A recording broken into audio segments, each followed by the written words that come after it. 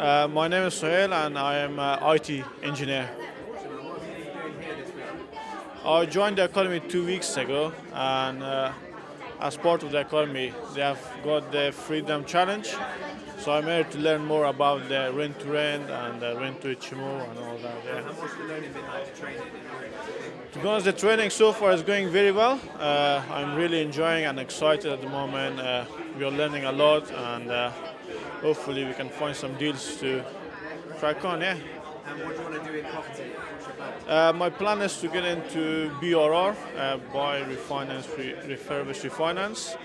But at the moment, I'm looking for deal sourcing and deal selling. Yeah, And would you recommend this kind of environment to someone who's looking to get into this? absolutely. If they say if you want to be a millionaire, you need to be in a millionaire environment. So it's absolutely good. I'm learning a lot from other people.